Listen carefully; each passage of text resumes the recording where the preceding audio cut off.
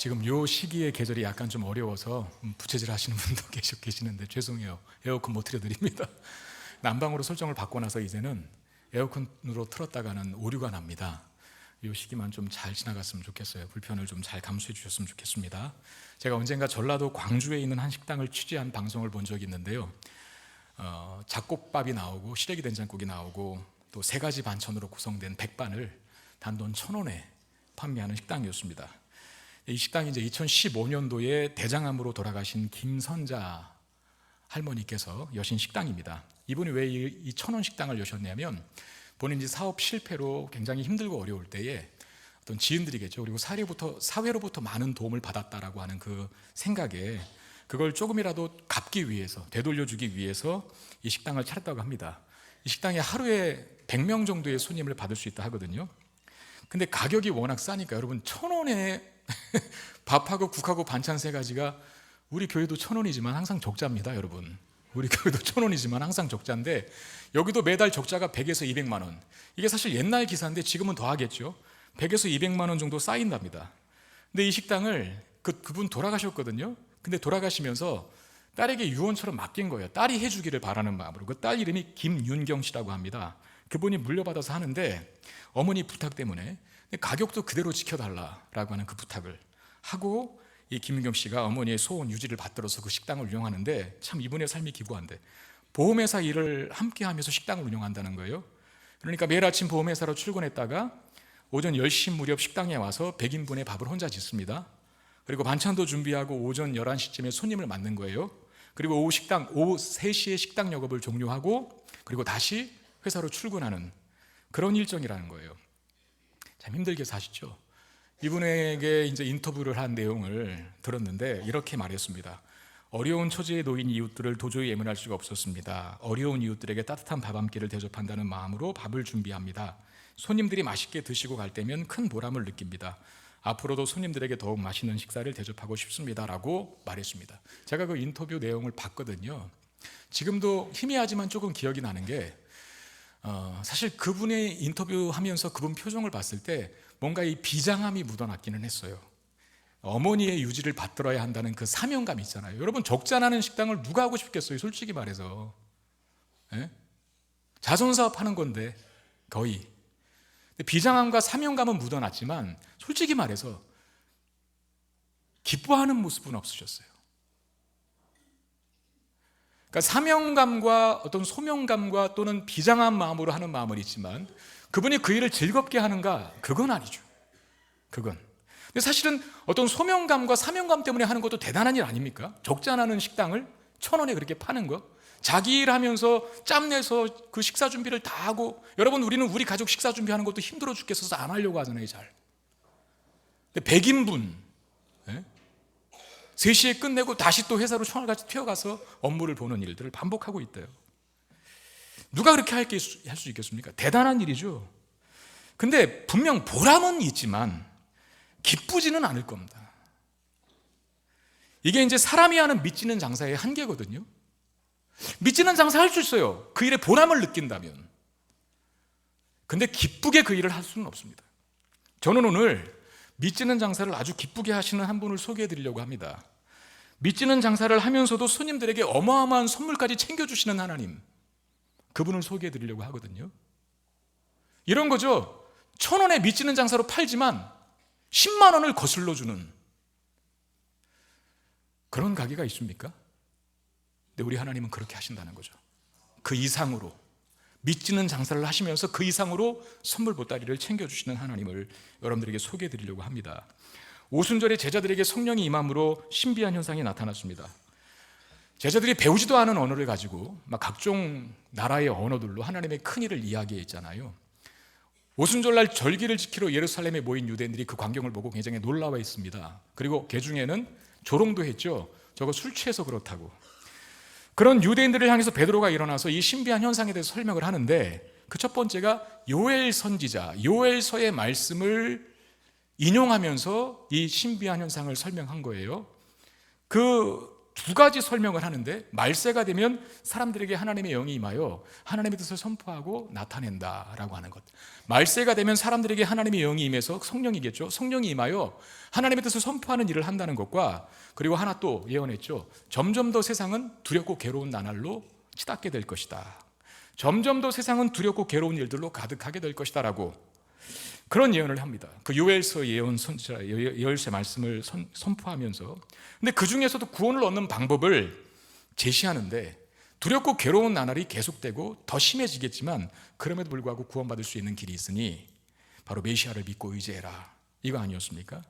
21절에 누구든지 주의 이름을 부르는 자는 구원을 받으리라. 그 주가 누굽니까? 메시아죠, 메시아. 그 메시아가 누구인지를 설명하기 위해서 이 베드로가 다윗이 쓴, 아까는 요엘 선지자의 예언을 들어 사용했다면, 이제는 다윗이 쓴 시편 16편 말씀을 가지고 그 메시아가 누구인지를 설명하는데, 그 다윗이 쓴 시편 16편의 말씀이 강조하고 있는 메시아의 특징은 죽었다가 부활한다는 겁니다. 만약에 죽었는데 안 살아났어요? 메시아가 아닙니다. 근데 메시아는, 구약 성경에 예언된 메시아의 강력한 특징 중에 하나가, 메시아라면 이런 특징을 반드시 가지고 있는데 죽었다가도 살아나는, 부활하는 특징을 가지고 있다는 거죠.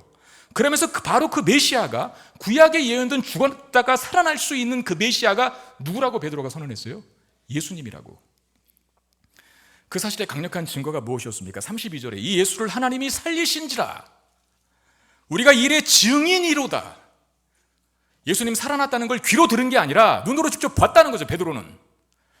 여러분, 받기만 했습니까? 살아나신, 부활하신 예수님과 40일 동안 이 베드로를 포함한 제자들이 함께 했어요.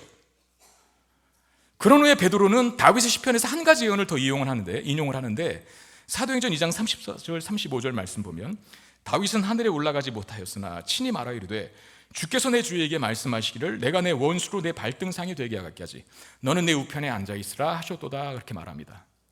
자, 베드로와 다른 제자들은 예수님이 하늘로 올라가시는 장면까지 똑똑히 봤죠. 자, 그러면 하늘로 올라가신 예수님이 그 다음에 뭘 하실까? 하늘로 올라가셔서 뭘 하실까? 오늘 본문에 등장하는 거예요. 이게 답이 시편 16편에 뭐 합니까? 하나님 우편에 앉아 계신다. 하나님 우편에 앉아 계신다.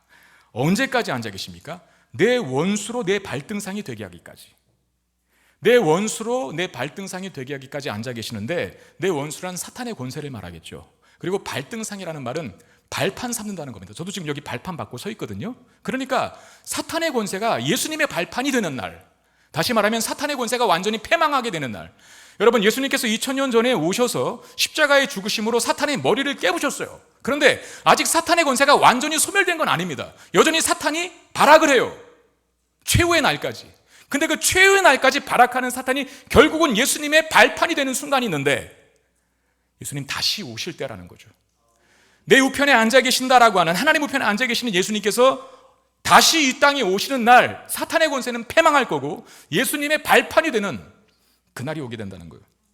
우리 사도시경 금방 했지만, 장사한 지 사흘 만에 죽은 자 가운데서 다시 살아나시며 하늘에 오르사 전능하신 하나님 우편에 앉아 계시다가 그 다음에 뭡니까? 저지로서가 무슨 말이에요? 그곳으로부터, 이런 뜻이죠. 그곳으로부터 산자와 죽은 자를 심판하러 이 땅에 재림하신다. 그러니까 그 사도신경이 사실 이런 말씀들을 근거로 하여 신앙 고백을 만든 겁니다, 우리의 선배들이. 그러니까 예수님은 정확하게 구약에 예언된 메시아예요. 인류를 사탄의 권세로부터, 죄와 사망으로부터 구원할 구원자시라는 거죠. 누가? 예수님이. 베드로는 자신의 설교 마지막에서 이렇게 선포했습니다. 이 예수를 하나님이 주와 그리스도가 되게 하셨다. 이 예수를 하나님이 주와 그리스도, 주 로드와 그리스도, 메시아, 기름 부음 받은 자라는 뜻입니다. 바로 그 메시아가, 그 주님이 바로 예수다 라고 이렇게 선포를 하고 자신의 설교를 끝내요. 근데 하나님이 예수를 주와 그리스도가 되게 하셨다라고 하는 그 말 앞에 뭘 붙였습니까? 너희가 십자가에 못 박은 이 예수를, 너희가 십자가에 못 박은 이 예수를 하나님이 주와 그리스도가 되게 하셨다라고 말합니다. 그렇습니다. 지금 오순절 절기를 지키기 위해서 예루살렘에 모인 수많은 유대인들은 예수님을 메시아로 믿지 않았을 뿐만 아니라 오히려 예수님을 저주하고 욕했죠. 하나님이 보내신 하나님의 아들에게 경배와 찬양은 돌리지 못할지언정 로마의 법정에 사형수로 세웠고 십자가에 못 박아 죽이라고 소리쳐 외쳤던 사람들이 바로 예루살렘의 절기를 지키기 위해서 모인 유대인들이었다는 거죠. 그런데 이제 알게 됐어요. 자신들이 얼마나 큰 잘못을 저질렀는지, 베드로의 설교를 통해서 자신들이 지금 죽인 그 사람이 누군지, 하나님이 보내신 하나님의 아들이고 인류를 구원할 메시아였다는 사실을 알게 됐어요. 바로 이 지점에서 이 유대인들이 큰 혼란에 휩싸이는 겁니다. 마치 이런 거죠. 강도인 줄 알고 두들겨 패서 죽였는데, 알고 보니까 생명의 은인인 거야. 여러분, 이럴 때 멘탈이 붕괴되는 것 아닙니까? 도둑인 줄 알고, 강도인 줄 알고 잡아서 죽였는데 죽이고 보니까 그 사람이 우리를 구원한 생명의 은인이라는 거. 이걸 알았을 때 여러분, 그걸 어떻게 다시 회복할 수 있을까요? 더욱이 이들이 자신들이 예수님을 십자가에 못 박아 죽인 것이 하나님을 잘 섬긴 것이라고 생각했어요. 예수를 십자가에 못 박아 죽였을 때 하나님 기뻐하시겠다라고 생각했다는 겁니다. 여러분, 지금 이 사람들이 예루살렘에 왜 모여 있습니까? 절기 지키러, 오순절 절기 지키러 예루살렘에 모인 거예요. 하나님께 예배드리기 위해서. 이 사람들이 여기까지 오기까지는 집 가까이 있는 교회에 오듯이 온 게 아닙니다. 예루살렘에 거주하더라도 여기까지 오기까지는 하루 정도가 걸리고요, 사마리아와 갈릴리 쪽 북쪽에 사는 사람들은 최소한 3, 4일이 걸려서 여기까지 오는 것이고요, 그 밖에 더 먼 지역에 사는 사람들은 일주일에서 보름 이상이 걸려서 이 예루살렘으로 모이는 거예요. 하나님 앞에 절기를 지키고 예배를 드리기 위하여 그 모든 순례자의 고통과 고난을 감수하면서 여기까지 왔다는 그 자체가 이들이 대단한 믿음을 가진 사람 아닙니까? 하나님 잘 섬기며 신앙생활 잘해오고 있는 사람처럼 보입니다. 그런데 이게 웬일입니까? 바로 그 사람들이 하나님을 잘 섬기며 신앙생활 잘하고 있는 것처럼 보였던 그 사람이 하나님이 보내신 하나님의 아들인 메시아를 죽인 거예요. 그래서 충격이 더 큰 거죠. 여러분, 가장 황당한 경우가 뭡니까? 자신은 잘 가고 있다고 생각했는데 도착한 곳이 엉뚱한 곳일 때, 나는 분명히 지도 똑바로 보고 갔거든요. 잘 갔다고 생각했거든요. 근데 도착한 거 보니까 완전히 난 동쪽으로 간 줄 알았는데 서쪽으로 가 앉아 있는 거예요. 이게 제일 황당한 경우죠. 2004년에 베이지 올림픽으로 기억합니다. 매튜 에먼스라고 하는 선수, 사격 선수가 있었는데 올림픽 50m 소총 3자세 경기에서 이 선수가 금메달을 마지막 한 발만 잘 쏘면 금메달을 따는 1위였거든요. 계속. 근데 한 발만 꼭 정중앙에 안 맞춰도 되고 8점대만 맞추면, 8점만 넘으면 무조건 금메달이 확정적이었어요. 누구도 의심하지 않았습니다. 저 사람이 금메달 딸 것을. 근데 이 선수가 아주 엄청난 실수를 저질러 버리고 마는데, 본인이 2번 레인에 있었거든요. 근데 3번 레인에 표적을 쏜 거예요. 마지막 한 발을. 착각하고 실수로. 몇 점일까요? 빵점입니다. 금메달도 아니고 은메달도 아니고 동메달도 아니고 8위. 갑자기 급추락했어요. 그 사람은 그 상처가 씻어졌을까? 저는 궁금해요. 그 마지막 한 발을 잘못 쏴서 8위로 추락했던, 자기는 잘 쐈는 줄 알고 쐈는데 다른 표적일 때, 빵점일 때 얼마나 그 혼란과 충격이 이루 말할 수 없는 고통이었을까? 한번 생각해 보시라는 거죠. 지금 베드로의 설교를 들은 많은 유대인들이 이제껏 자신들이 잘못된 신앙생활을 했다는 것을 알게 됐어요. 원래는 잘한 줄 알고 있었거든요. 예수를 죽이는 게 하나님이 기뻐하시는 일인 줄 알았어요.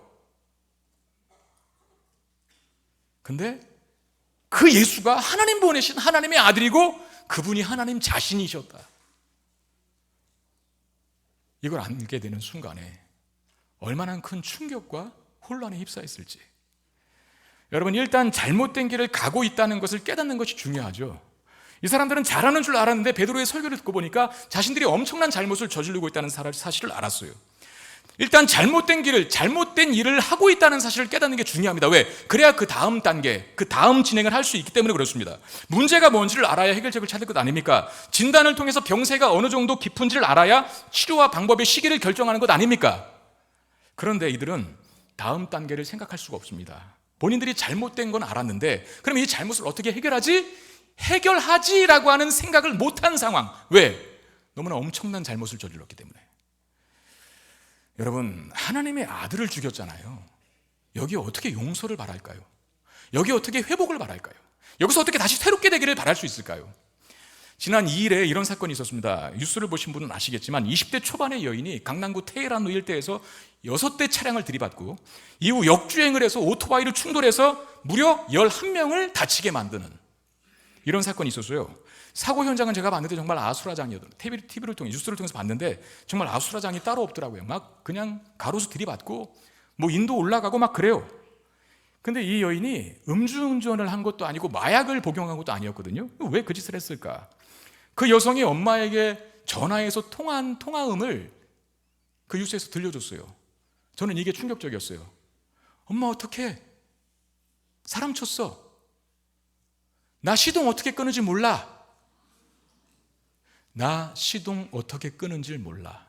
무면허 운전이었던 거예요. 시동을 어떻게 끄는지 모르는 자매가 운전을 한 거예요. 자매? 네. 자매는 아니죠. 그리스도 안의 형제와 자매인데 그 젊은 여성이 무면허 운전을 한 건데 면허도 없이 엄마 차 깔짝깔짝 조금씩 몰아대다가 이번에는 뭐 간이 어떻게 됐는지 끌고 바깥으로 나와버리는 거예요. 그래서 6대의 차량을 들이받고 오토바이와 충돌을 일으켜 역주행을 하고 가로수를 뿌리뿌리 뽑고 11명의 사상자를 발생시켰습니다. 자, 그러면 이 여인이 이런 생각을 할 수 있을까요? 보험 처리하면 되지 뭐. 엄마도 괜찮아 보험 처리해줄게 이럴 수 있을까요? 그런 일로 끝낼 수 있는 게 아니죠. 그 정도로 해결이 안 되고 그런 생각을 할 수도 없습니다. 왜? 엄청난 죄를 저질렀기 때문에. 그래서 이 여성은 어떻게 됐을까요? 바로 현행범으로 체포됐습니다. 베드로의 설교를 들은 수많은 유대인들이 잘못을 범했습니다. 근데 그 잘못의 정도가 하나님의 아들을 죽인 겁니다. 돌이킬 수 없는 실수와 잘못을 범한 거예요. 하나님의 아들을 죽여놓고 보험 처리하면 되지 뭐 이렇게 말할 수 있을까요? 회개하면 되지 뭐 이렇게 말할 수 있을까요? 다시 제대로 시작 잘하면 되지 뭐 이렇게 말할 수 있을까요?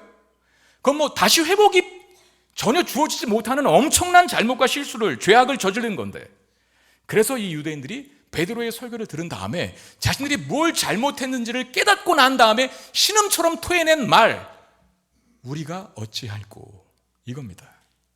우리가 어찌할꼬. 방법이 없다는 뜻이죠. 근데 그때 베드로가 답을 제시합니다. 38절에 베드로가 이르되 너희가 회개하여 각각 예수 그리스도의 이름으로 세례를 받고 죄 사함을 받으라. 그리하면 성령의 선물을 받으리니 그랬습니다.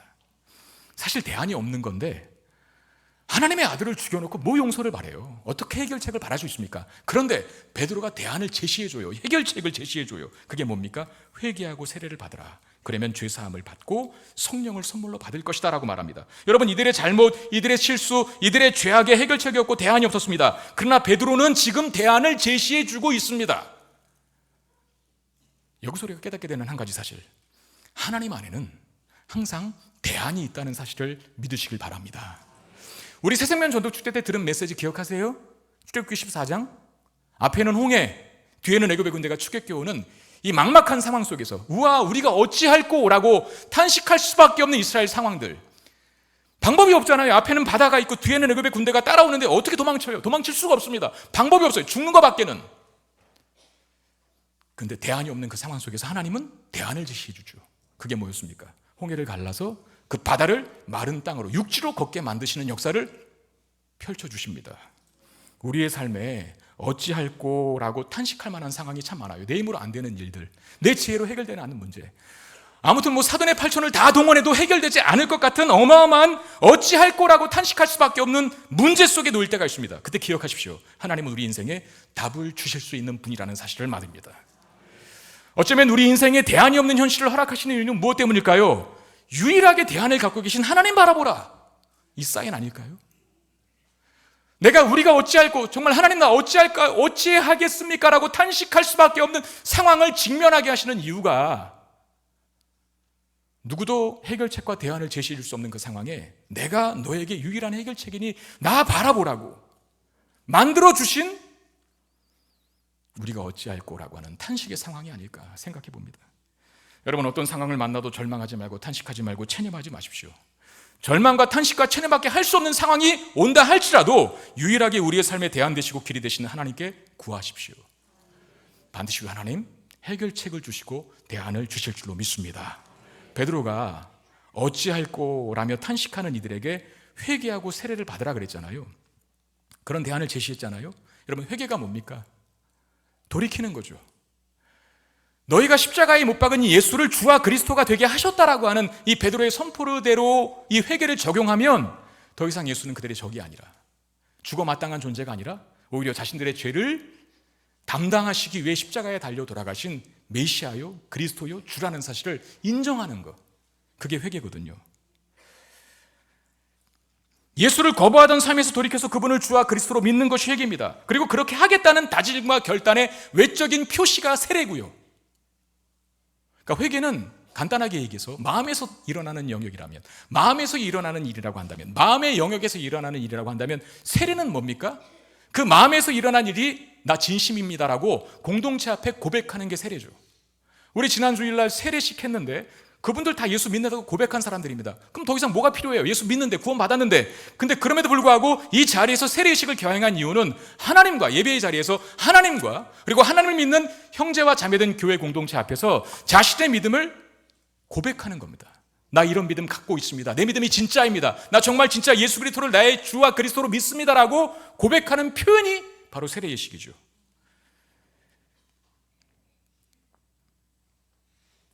회개가 마음에서 일어나는 일이고 세례는 행동에서 일어나는 일입니다. 그렇게 회개하고 세례를 받으면 죄 사함을 얻는다라고 말합니다. 여러분, 유대인들은 예수님을 욕하고 저주했습니다. 심지어 십자가에 못 박아 죽였습니다. 도무지 해결책이 없는 잘못을 범한 거예요. 그냥 죽고 망하는 것밖에는 답이 없는 사람들입니다. 그런데 회개하고 세례를 받으면, 다시 말하면 예수를 주와 그리스도로 믿고 따르면 그 모든 잘못을 죄사함, 즉 없던 걸로 해줄게 라는 거예요. 여러분, 아까 제가 말했던 20대 운전자, 그 젊은 운전자가, 젊은 여인이 그 사고 쳐놓고 감옥에 있을 때 본인의 가장 간절한 바람은 뭡니까? 시간을 돌리고 싶은 것 아니겠어요? 시간 돌리고 싶은, 내가 그때 왜 그랬을까? 내가 시간이 그때 과거로 다시 돌아갈 수만 있다면 내가 그런 멍청하지도 않을 텐데 라고 후회하지 않았을까요? 여러분, 죄사함이란 바로 그렇게 시간이 돌려지는 걸 말합니다. 네가 저지른 잘못, 죄악된 것, 죄악 없던 것으로 해줄게 라고 하는 것이 죄사함입니다.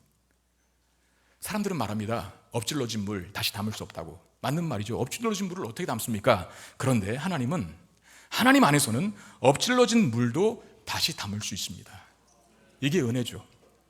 어떤 실수도, 어떤 실패도, 어떤 죄악도 우리를 가둘 수 없습니다. 예수님께로 돌이키기만 하면 언제든 다시 새롭게 시작할 수 있다는 사실을 믿으시길 바랍니다. 없던 일로 해줄 테니까 다시 잘해봐. 이 죄사함의 은혜, 이게 얼마나 큰 천금 같은 은혜입니까? 그렇게 큰 죄를 지었는데, 하나님의 아들을 죽인 죄를 지었는데 그걸 없던 걸로 해준다니요. 이 미치는 장사치고 이렇게 미치는 장사가 어디 있습니까? 그런데 베드로가 제시한 것은 이렇게 하면 죄사함을 받는다라고 하는 것으로 끝나지 않아요. 하나가 더 있었죠. 38절 하반절에 그리하면 성령을 선물로 받는다. 죄사함 받는 것도 천금 같은 은혜인데 심지어 성령까지도 선물로 주시겠다 약속하십니다. 여러분, 성령을 선물로 준다는 것이 무슨 뜻입니까? 이제는 성령이 네 안에 들어가서 내 인생을 주도하실 거야. 그분이 인도하는 너의 삶은 이제 바르고 아름답고 고귀하게 바뀌게 될 거야, 이런 뜻 아니겠습니까? 운전을 할 줄 몰라서 대형사고를 친 그 여성에게 없던 일로 해줄게, 이것도 천금 같은 은혜일 겁니다. 은혜. 그런데 한 가지 약속을 더 해주는 거예요. 베스트 드라이버 만들어줄게 라고. 제 말 지금 이해하고 계시는 거예요? 한국교회 이렇게 설교를 쉽게 하시는 목사는 저밖에 없는 것 같아요. 제가 아무리 생각해도. 그 20대 사고친 여성에게 없던 걸로 해줄게, 이것도 큰 은혜잖아요. 은혜. 그런데 뭐라고요? 그 이해하고 계신 거예요 지금? 베스트 드라이버 되게 해줄게, 성령을 선물로 줄게 라고 하는 것은 용서해 줄 테니까 다시 잘 시작해봐, 이 말이 아닙니다. 용서해 주고 다시 새롭게 시작할 수 있는 기회도 주지만 이제는 네가 주도하지 않고 내가 주도해 줄게, 이거거든요. 기회 줬으니까 다시 잘 살아봐, 이게 아니라 내가 너의 인생 끝까지 책임질게, 이게 성령을 선물로 줄게 라고 하는 말씀의 의미입니다. 여러분, 하나님은 우리가 구하는 것 그 이상으로 응답해 주시는 분이심을 믿으시길 바랍니다. 제가 하나님이 정말 제 기도에 놀랍게 응답하셨다는 것을 여러분들에게 좀 간증하고 싶어요. 물론 그렇다고 해서 제 어떤 기도의 응답이 다 공통적으로 여러분들에게 해당되는 건 아닐 수 있겠지만 그래도 간증하고 싶습니다. 하나님이 저에게 어떤 분이셨는지. 제가 믿음이 정말 거의 없었을 때, 저는 중학교 3학년 말에, 고등학교 1학년 때 처음 교회를 나갔어요. 무슨 믿음이 있겠습니까? 은혜 체험은 급격하게 했는데 무슨 신앙과 인격과 하나님을 깊이 알았겠어요? 그러지 못한 상태였습니다. 고등학교 때 제가 이런 기도를 하나님 앞에 드렸어요. 하나님, 저 여자친구 있었으면 좋겠습니다 라고. 그리고 하나님 앞에 조건을 제시했어요. 얼굴은 봐줄만 해야 합니다. 그리고 키는 너무 작지 않았으면 좋겠습니다 라고 그렇게 기도를 했거든요. 하나님이 얼마나 놀랍게 응답하시는지 미스 코리아를 보내주셨네요. 여러분, 나가다 보면 키 크고 그 미스 코리아 머리하고 서 계신 분 한번 그 사자머리, 미스 코리아 머리 아시죠? 그 사자머리하고 밖에 서 있는 분 한번 볼 거예요. 그 제 아내입니다, 그 사람이. 제가 군대 입대할 때 하나님 앞에 이런 마음 가졌어요. 최전방이나 최후방엔 배치되지 않게 해달라고. 왜냐하면 집과 너무 거리가 멀어지니까. 저 의정부였잖아요. 근데 훈련소를 논산으로 간 거예요. 근데 논산을에서 마치면 대부분 다 최전방으로 배치를 받는데요. 그런 정설이 있었어요. 근데 논산에 있다가 최전방으로 안 가고 최후방으로 가더라고요. 대구 경산까지. 운전병 이 후반기 교육 받으러. 그리고 후반기 교육을 마치고 이제 자대료 관리만 남았어요. 자대를 배치받는데 깜깜해서 아무것도 몰랐습니다. 일어나 깨보니까 여기가 중량구 망우동 57사단이었답니다. 서울로 온 거예요. 그리고 실제 제가 근무하는 부대, 2년 2개월 동안 근무했던 부대는, 2년 넘게 근무했던 부대는 집에서 10분 거리밖에 안 되는 의정부에 위치한 포병대대에서 근무를 했습니다. 집에서 10분 거리밖에 안 되는. 제가 이렇게 기도했다고 그랬잖아요. 하나님, 최전방이나 최후방만 아니면 좋겠습니다. 그랬는데 집 앞에다 갖다 놓으시는 하나님. 제가 부목사 때 담임 목회를 꿈꾸며 이렇게 기도했습니다. 하나님, 저 한 200명, 300명 정도의 성도님과 함께 알콩달콩 재밌게 신앙생활하고 목회했으면 좋겠습니다. 이런 마음 가졌거든요. 하나님은 200명, 300명에다가 공 하나를 더 붙여주셨습니다. 제가 이런 바람을 가졌던 적도 있어요. 하나님, 저는 차도 잘 못하고 자꾸 멀미하니까 뭐 비행기는 말할 것도 없고 배는 더 심하죠. 그리고 밖에만 나가면 음식을 못 먹어요. 그 향에 민감해서. 그러니까 저는 선교사는 죽어다 깨나도 못할 것 같아요. 그래서 이렇게, 하나님, 저는 선교사는 힘들 것 같습니다. 시골 변두리라도 좋으니까 국내에서 목회할 수 있게 해주세요.